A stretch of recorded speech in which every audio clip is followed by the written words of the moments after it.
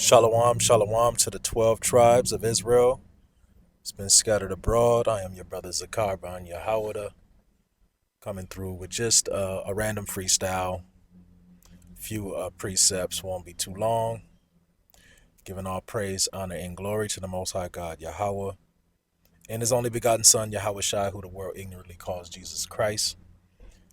And this message is going to be every message on this channel is going to be for the lost sheep of the house of Israel, because salvation is only for the Israelites. So let's go here.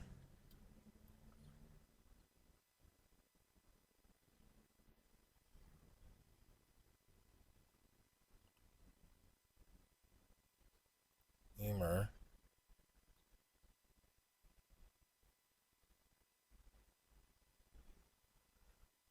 As we are waking up in these last days, you got a lot of scoffers, trying to come up against this truth, trying to deny us access into this holy gathering. But you can't stop the truth. So this is the book of Isaiah chapter 59 and verse 20. It says, "And the Redeemer shall come to Zion, and unto them that turn away from transgression in Jacob, saith Yahweh. As for me, this is my covenant with them, saith Yahweh. My spirit that is upon thee, and my words which I have put in thy mouth, shall not depart out of thy mouth, nor out of the mouth of thy seed, nor out of the mouth of thy seed, saith Yahweh, from henceforth and forever." And the Apostle Peter quoted this scripture in the book of Romans, the 11th chapter, where he mentioned all Israel shall be saved, as it is written, the Redeemer shall come out of Zion. Because at the time of the Apostle Paul, when he went to the scattered Israelites who were living under the customs and the ways of the Gentile nations that they were scattered to, they were not being called Israel, so they had no connection, no link to their forefathers' lineage or heritage, the language, the customs. They was uprooted from that, and they were completely absorbed into the Gentile nations. So at that time, the Apostle Paul was going to them and explaining to them that the gospel was coming to them, and the Jews who were in Jerusalem, the ones who remained, from the time of the Messiah, they were being rejected. Well, some of them were some of the ones who rejected the Messiah and condemned him to death, or accused him to be condemned to death unto the Romans. So this Redeemer is coming out of Zion, or unto them that turn away from transgression in Jacob, because the house of David has to be raised up first according to prophecy. But this passage here is it highlights that the Redeemer is coming to Zion. It says the Redeemer shall come to Zion, and unto them that turn away from transgression in Jacob, saith Yahweh. So we are the ones that need to be redeemed, because according to the book of Deuteronomy chapter 28 and verse 68, it says that we will be sold and no man will buy. And a lot of people try to twist that scripture to say that meant nobody would purchase us as we're being sold on the auction blocks, which that is just, it's a childish attempt to try to overthrow the testimony. When it says Deuteronomy 28 and 68, thou shalt sin no more again. There you shall be sold unto your enemies for bondmen and bondwomen, and no man shall buy you. So no man is going to buy you out of that slavery. So we need a redeemer. We need a redeemer to get us out of this captivity, and that starts with this knowledge.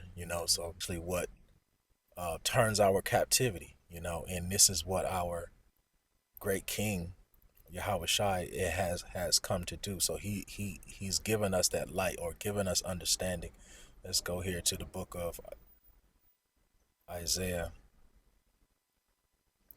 chapter 33,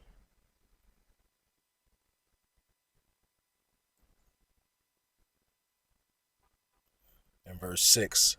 It says, "And wisdom and knowledge shall be the stability of thy times, and the strength of salvation. The fear of Yahweh is his treasure." Right? So the wisdom and knowledge is the strength of the elect. And that's why you see the men, the true men of the Lord, rising up, standing boldly in the face of adversity, because we've been strengthened. The Redeemer has come to Zion, to those who have turned away from Jacob. So the Messiah is quickening us because he's likened unto that quickening spirit. So let's get that.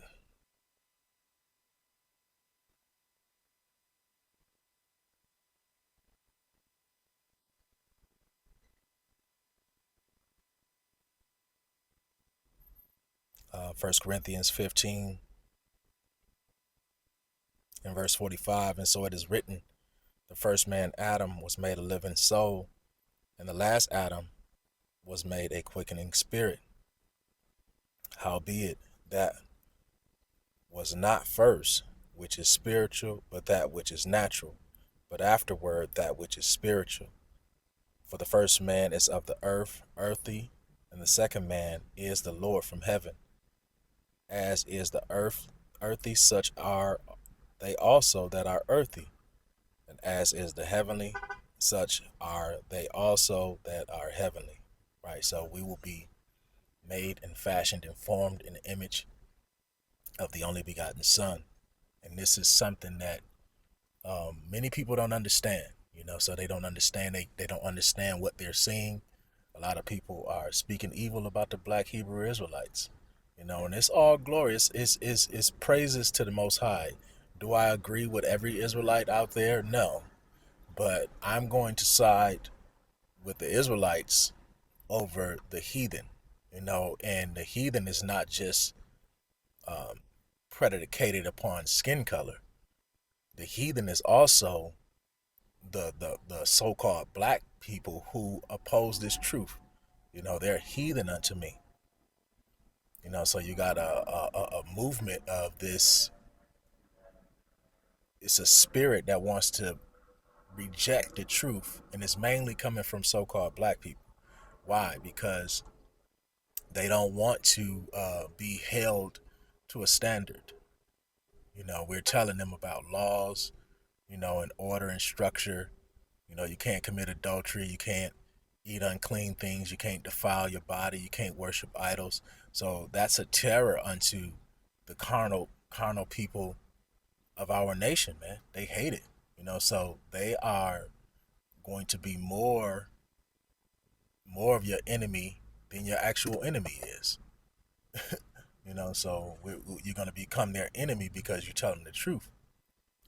They've been so comfortable with life in Babylon, and doing as they will. When you come to them with instruction and commandments, they loathe it, they hate it. But through the spirit and power of the Most High God Yahweh, by Hashem Yahweh Shai, we will prevail. So we didn't get that name Yasher Allah or Israel for no reason. There's power in that name. And the more we understand that, the stronger and mightier we will become. So I pray that was edifying to the sheep. To the next time, Shalom.